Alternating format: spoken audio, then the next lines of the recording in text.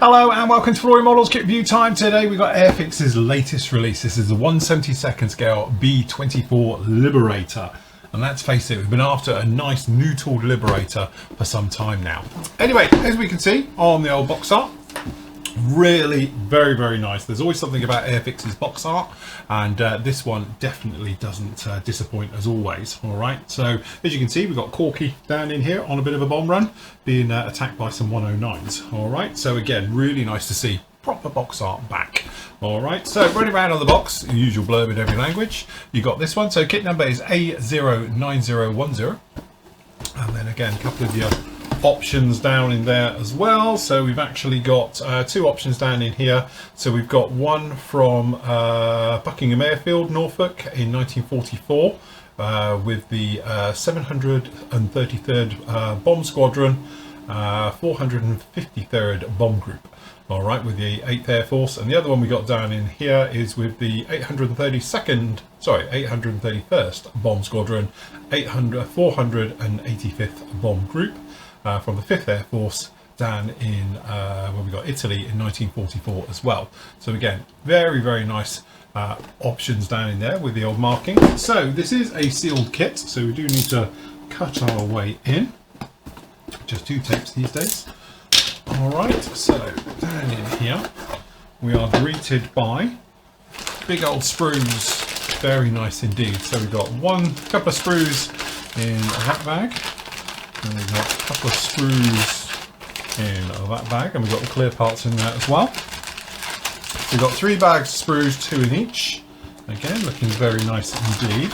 And then we've got the usual instructions, and I'm hoping we've got markings in here as well. So we've got some pull-outs with markings. So let's keep those out of the way a second. So, usual thing, bit of blurb in different languages and stuff like that. And then, as you can see, we've got various build call-outs down in here. So usual thing, starting off in the cockpit, good colour call-outs all the way through. We've got a couple of decals as well making up that one into the here. So we've got the centre console and the instrument panel and flight yokes all being fitted in the seats down into the cockpit. We've got the rear bulkhead going in and then working our way down in the nose section. So again, obviously most people know we've got a couple of different flavours of B-24 with the noses. So we can see the way they've broken this down, we should see the other full glass nose as well as this turreted one. So usual bits being fitted down into there. We've got the bomb sight being fitted, the ammunition for the guns being fitted down into there, right the way through, and then obviously putting in the bulkhead and bringing the nose section together. More bulkheads going together right the way through, and we're talking about 30 grams of nose weight being fitted down into there. So that's a pouch that's going to fit underneath the actual floor. So we've got those ones fitted down into there as well to the rear bulkhead, just like that.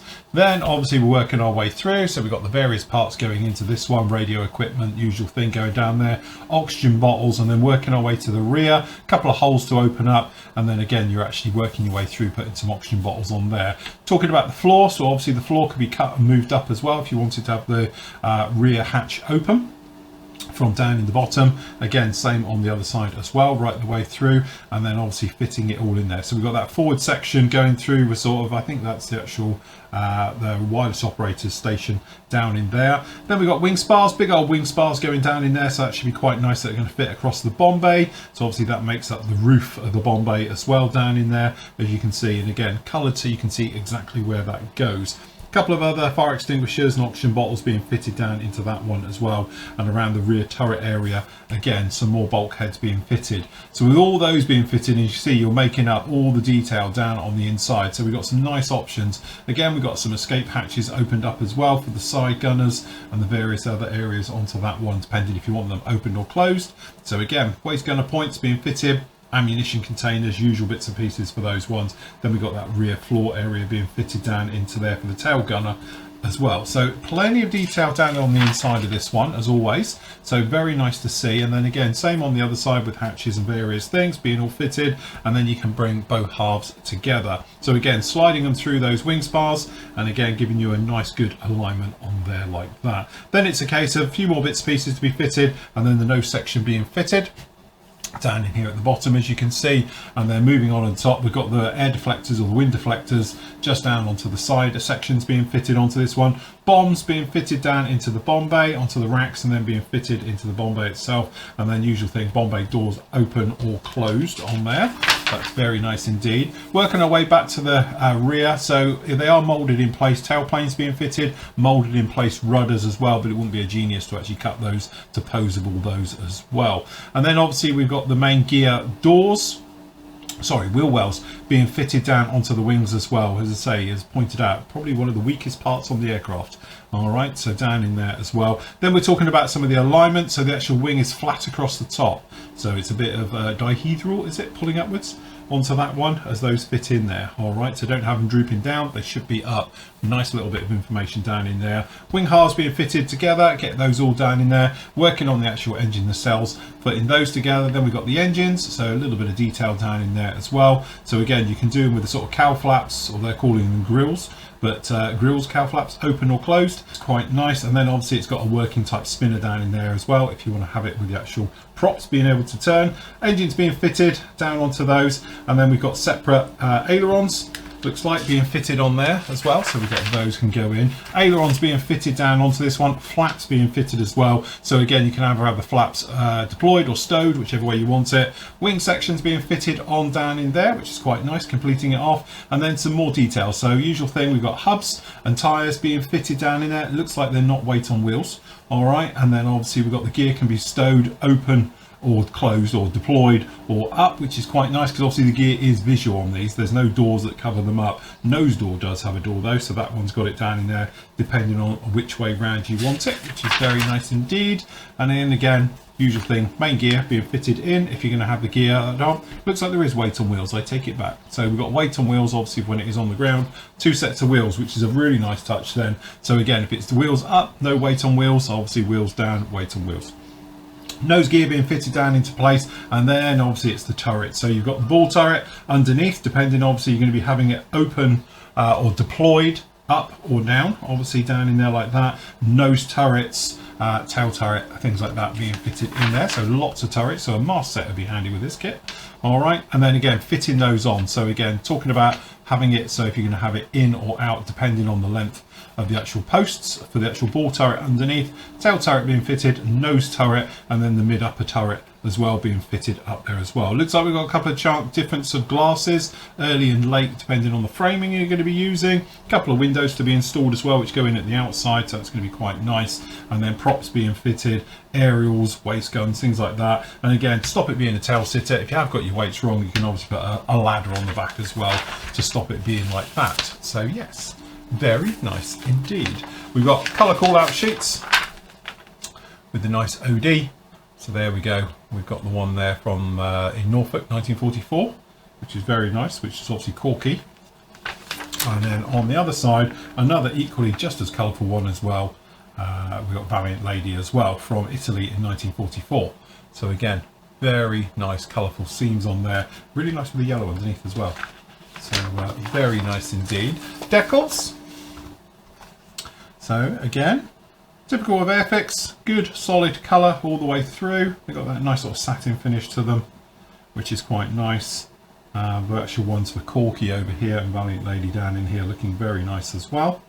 So again, really good. Not a ton of sort of stencil data, got some bombs, bits and pieces, but again, there's your actual ones for the instrument panel. You might want to flick in, but again, at this scale, I really don't think it's worthy going too far into detail on the inside because you're not really going to see too much, and the glass will be a little bit thick in this scale anyway to see too much that's going on. So, with those done, we will dive into the bags. So, grab a knife. In bag one, we are greeted by the said fuselage. So as you can see, looking pretty darn good. Lovely detail on this one. So we have got riveting down in here, which is actually quite nice in various areas, which is in. Plenty of riveting over the tails. So down in here, as you can see, some nice riveting. Down in here, you've got a little bit of shadowing. I don't think they're going to come through or anything. It's just this nice lock system now for these, which just makes them a really nice fit to go through.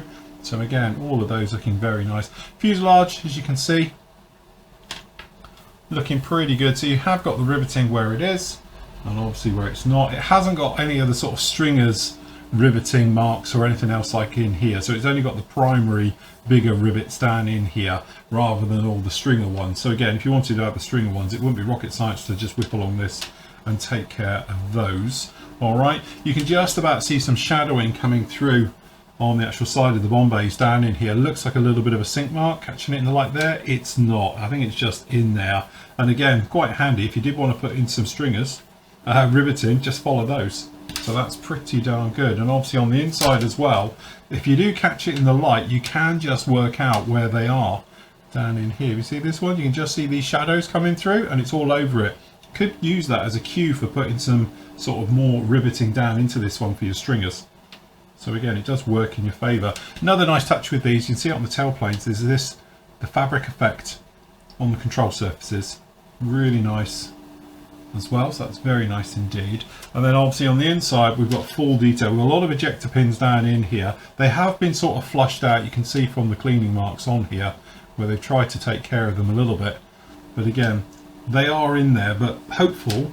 Obviously this one you're not going to worry about, these you're not going to see, these down in here you're not going to see. So again, cleverly they've all been placed where they're going to be hidden.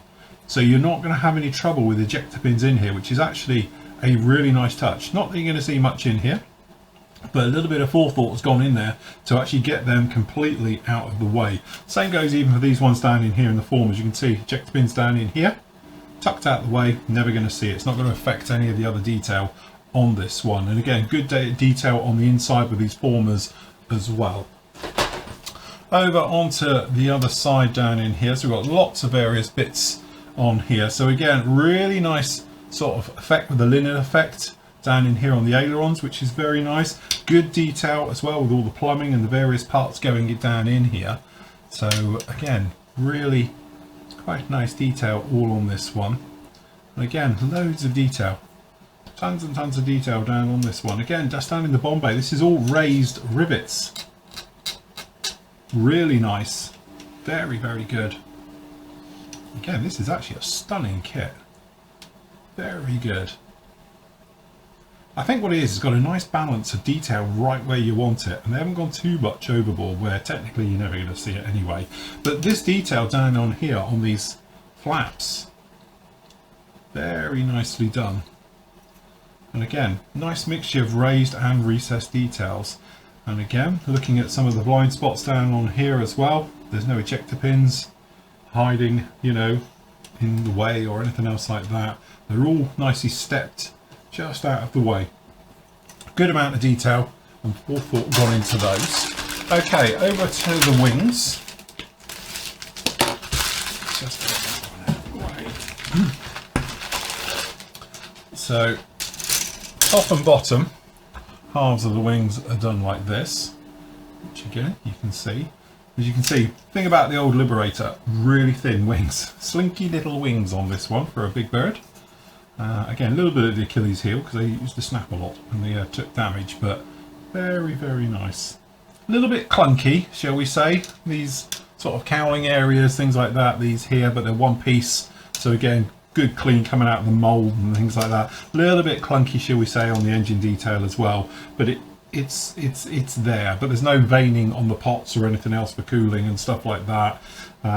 So yeah, it's okay. And again, difference with the cow flaps open and close, they're just big solid, they're quite chunky and quite big. But yeah, very nice job on the wings. Again, you've got a nice mixture of raised and recessed, and again you can sort of see it in here. So assuming you can see the formers through the inside, they're showing through visually. I can't feel it, so I don't think you're going to see it through paint, but if you did want to copy those for some of the actual formers and runners and things like that for riveting, it's literally all there for you. And again, really nice detail of raised and recessed detail under here. So these are raised panels down in here, these are raised. So again, really very, very nice all the way through. Some of this detail's raised, some of it's recessed. Again, very, very nice indeed. Nice job on the engines with the superchargers as well with those areas. And the props all moulded in one, which is fair enough in 70-second scale, saves alignment. All right, and down on the inside you can see that if you'd looked at this a few years ago, I won't say how many, but you know for a fact you would have had sink marks right the way through here because of that detail. We've got nothing. Very nicely done. No sink marks at all running across there. Other companies could take heed about that because that's a very, very nice way of doing it. Pretty much a match pair on the other side for the wings, but down in here we've obviously got the wheels. So we've got weight on wheels with a flat spot or none. So depending on which one you're doing, we've got the hubs, which got some nice detail. Then obviously we've got the main gear legs. Obviously this is the one with them closed with the doors molded in. Obviously these with them molded off right the way through. The nose gear, main gear, nose wheel shut. Again, these are those superchargers, which look pretty adequate to me. And again, we've actually got really nice with all that riveting detail down in here with the runners. Riveting is all been put on the Bombay doors. So again, that's very nice indeed. So that's pretty good. Must admit, this is turning out to be a very, very nice kit. And so obviously we've got a separate sprue, this being the H with the turreted nose. As we can see, it's got it here. And again, really nice. I think really just pop in here, re-rivet and go along.